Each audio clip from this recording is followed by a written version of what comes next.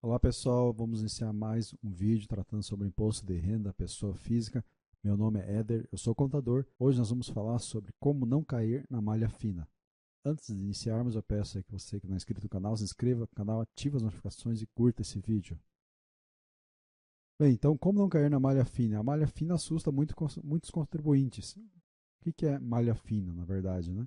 Malha fina é quando a Receita Federal ela vai verificar a sua declaração de forma até manual para ver se tem os erros que tem nela.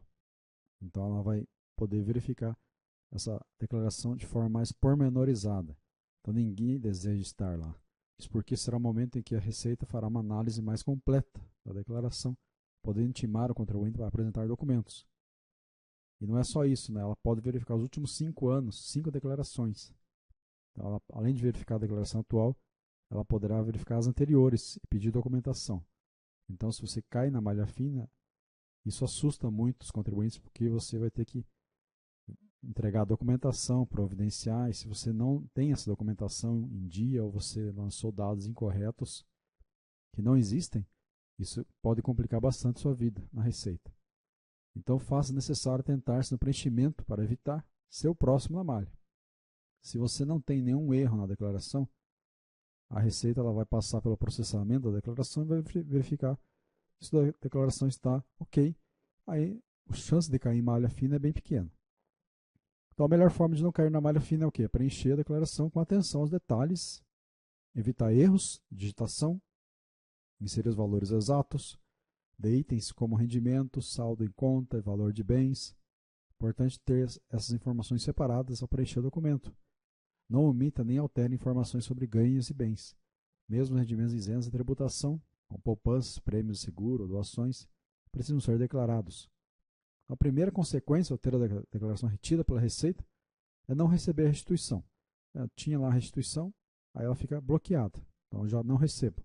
Se for apenas um erro de preenchimento, o contribuinte pode fazer a declaração retificadora online e voltar a ficar em dia com o fisco. Em alguns casos, a Receita pode solicitar a apresentação de alguns documentos. E se o contribuinte não fizer nada para corrigir a declaração, é gerada uma multa de 75% sobre o valor do imposto devido. A penalidade pode ser maior se a Receita concluir que houve omissão intencional de informações. O CPF do contribuinte também será colocado no CADIM, Banco de Dados de Dívida Ativa, e registra o nome das pessoas com débitos em órgãos federais. Então veja quais são as consequências, né, de você não colocar em dia a sua declaração, deixar em dia. Então, quando você faz a entrega da declaração, é importante que você acompanhe o processamento da declaração no portal ECAC. Se tiver alguma inconsistência, vai aparecer lá. Aí você faz uma retificadora corrigindo a inconsistência que vai aparecer, e aí essa retificadora vai substituir aquela declaração anterior e vai corrigir aquele erro. Aí você vai tendo a declaração processada sem erros. Então vamos para as dicas. Primeiro, você reúne a documentação, os documentos pessoais, comprovantes, recibos, rendimentos e outros gastos dedutíveis. Exemplo, as notas de corretagem, você faz operações em bolsa de valores, os informes de rendimento do IR, planilha de controle, incluindo informações sobre os dependentes também, que você vai lançar na declaração.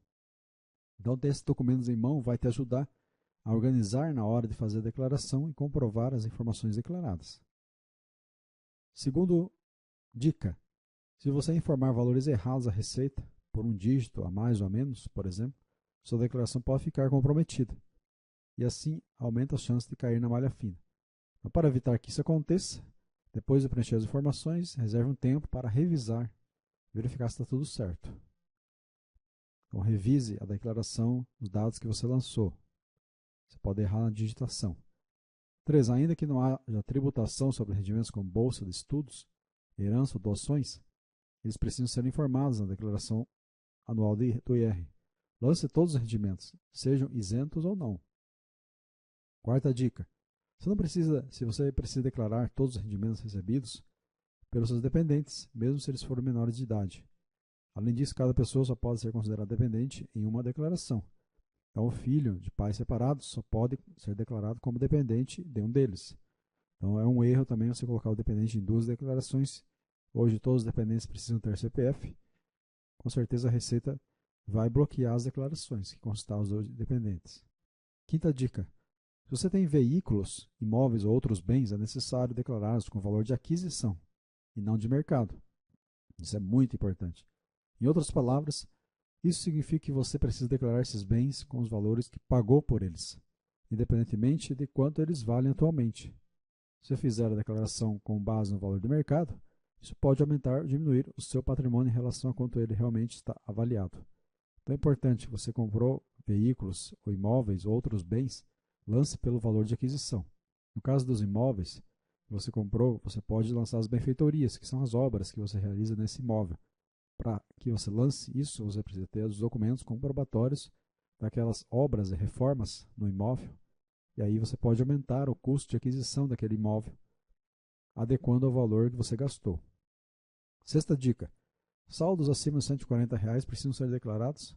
Se tiver conta em mais de uma instituição e tenha um saldo na conta igual ou superior a esse valor, lembre-se de declarar todas elas. Outro ponto importante é nunca permitir que outras pessoas movimentem dinheiro na sua conta. Além da prática ser arriscada, existem chances de você cair na malha fina se a sua movimentação não for compatível com seus rendimentos. Então você tem uma movimentação muito grande na sua conta corrente e essa movimentação não condiz com a sua realidade, com seus rendimentos. Isso pode acender o alerta da Receita Federal sobre por que está tendo aquela movimentação de entrada e saída de recursos. Então é importante que você nunca permita que essa movimentação de dinheiro na sua conta. Sétima dica: depois do contribuinte concluir e enviar a declaração online ou o programa do IR, a Receita Federal leva em torno de 48 horas para cruzar os dados com as instituições financeiras. Caso a Receita encontre alguma inconsistência, o contribuinte consegue acessar as pendências apontadas e tem o prazo para regularizar essa informação. Assim você pode conferir as inconsistências o mais rápido possível e resolvê-las para evitar multas. Então, esse bate que a Receita faz das informações com as instituições financeiras com que você lançou. Se tiver alguma inconsistência, já vai aparecer. É interessante você usar a declaração pré-preenchida, a gente vai ver isso na prática, porque a pré-preenchida ela vai trazer já os dados das instituições financeiras, principalmente. Então vai estar tudo certinho os valores. Você vai dar uma conferida e você apenas retifica aquelas informações, na verdade ratifica, confirma as informações, se estão corretas, e aí não vai ter como ter erro, porque a Receita já pegou as informações das instituições financeiras. Oitava dica: além do imposto de renda retido na fonte, ainda existem outros valores para serem acertados com o leão, como o caso de investimentos, já que as operações em bolsa de valores não têm o IR devido totalmente retido pela corretora. Assim, você é responsável por declarar o valor restante. Então, quando você faz operações em bolsa de valores, você precisa fazer a apuração do ganho que você teve naquele mês, seja um ganho isento ou um ganho tributável. Então, isso você tem que fazer e lançar na declaração. Nona dica: os contribuintes que têm aposentadoria privada, tipo os planos VGBL ou PGBL, como cada um deve ser declarado de forma específica, cometer um erro fica mais fácil. Então, no caso PGBL, um erro é comum informar somente o saldo da Previdência na declaração. Na verdade, devem ser informadas as contribuições feitas. Quando não houver contribuição, não há necessidade de declarar. O VGBL, por sua vez, deve ser declarado como uma aplicação financeira. Deve ser informado o saldo da aplicação até 31 de dezembro de 2023 ou 2024, que vai ser o nosso caso aqui na próxima declaração. Então você tem que pegar os extratos bancários que tenha os planos VGBL e PGBL e lançar o que está lá nesse extrato bancário. Importante. Décima dica: as despesas médicas e qualquer outro gasto relacionado à saúde, quando informadas na declaração, podem ser deduzidas integralmente do cálculo do imposto de renda. Para isso, você precisa apresentar o comprovante de que ela foi realizada. Esse é um dos pontos em que a Receita Federal tende a ser mais rigorosa. Então, despesas médicas, a gente sabe que não tem limite de valor de despesas médicas. Então, você lançando despesas médicas, precisa ter essa documentação com certeza comprobatória. 13º salário não deve ser somado aos demais rendimentos tributáveis, como os salários de outros meses. Isso porque ele é a tributação exclusiva na fonte, não dá direito à restituição. Aquele imposto de renda que você pagou sobre o 13º. Vale lembrar que a tributação sobre os salários dos outros meses ainda pode ser restituída, caso de tributação excessiva. Então veja, o 13º, até no informe de rendimentos, ele vem em local separado dos demais rendimentos. E também na declaração você tem um local específico para lançar o 13º salário e um imposto de renda sobre o 13º salário. Então lance corretamente nesses campos. O item 12 trata sobre o investimento em bolsa de valores, em qual o imposto de renda é você que faz a apuração.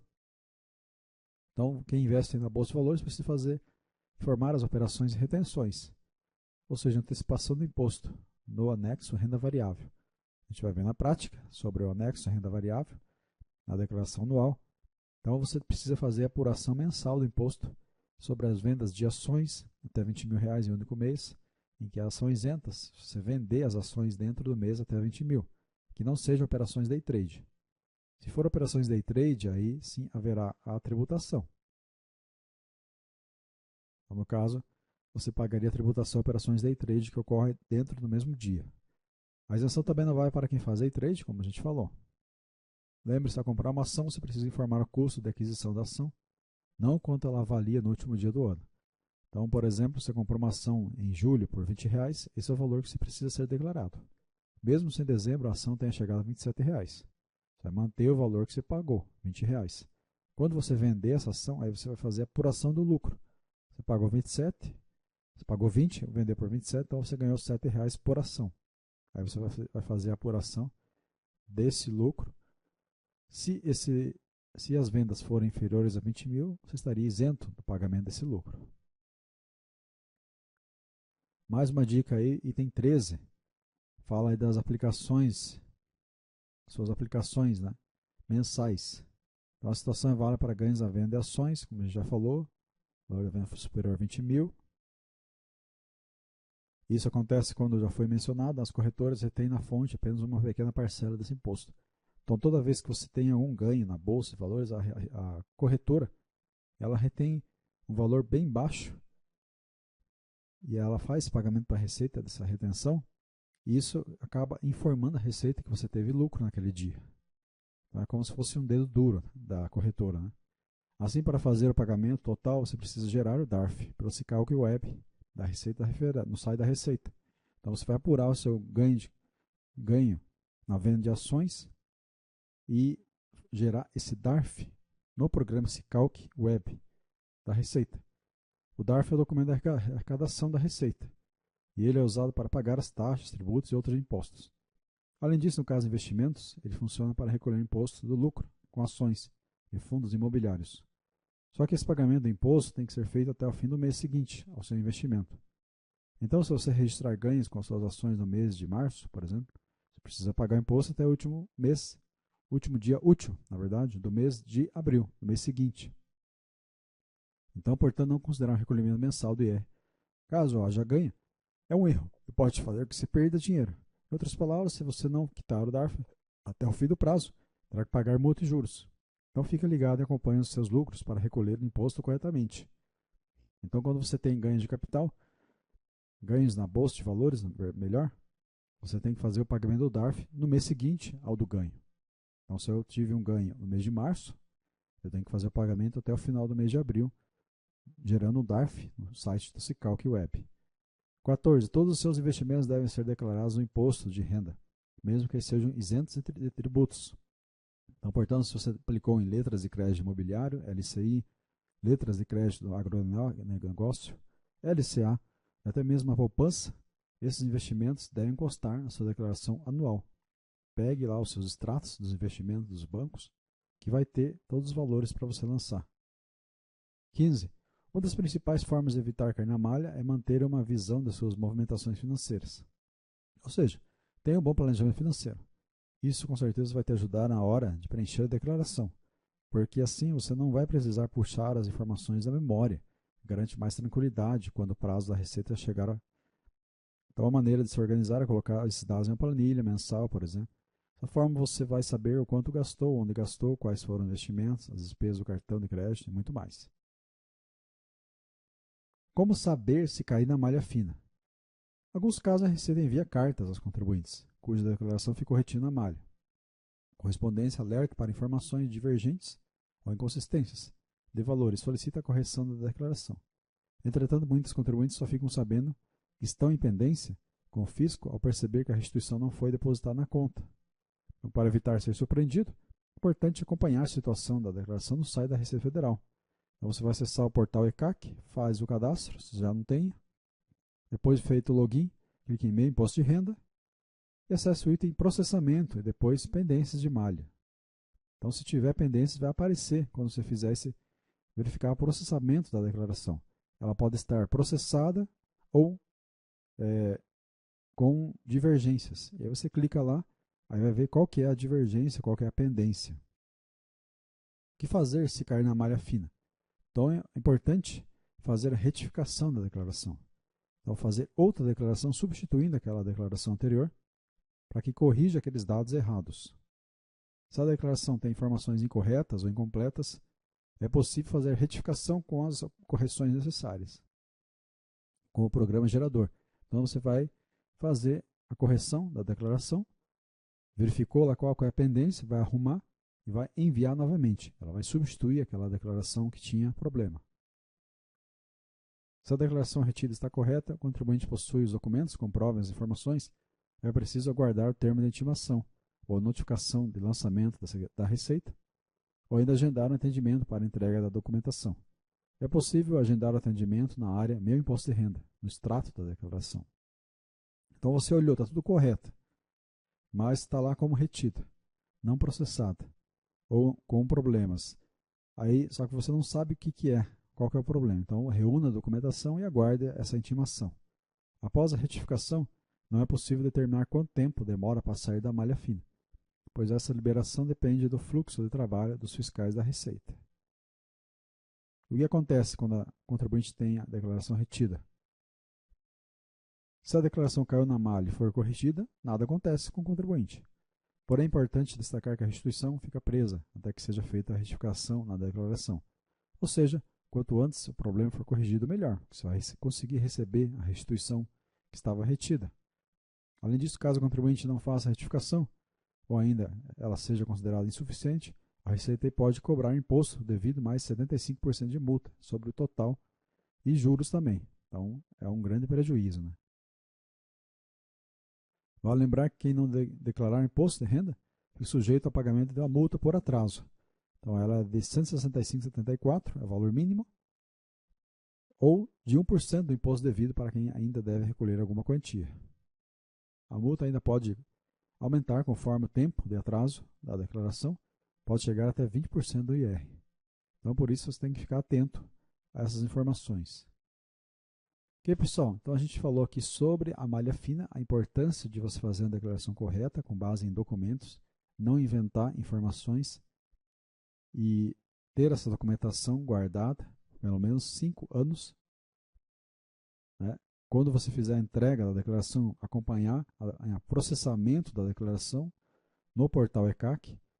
Então, fez a entrega, vai lá, verifica o processamento. Ah, processada, beleza, passou a declaração. Com pendências, então clica lá, verifica qual é a pendência. Se for o caso, faz uma retificadora da declaração, envia novamente a declaração, substituindo aquela anterior, para corrigir aquele erro. E aí você pode seguir o fluxo normal da declaração. Se tiver imposto a restituir, a restituição poderá entrar na sua conta. Ok, pessoal? Agradeço a todos pela atenção, um abraço, até a próxima.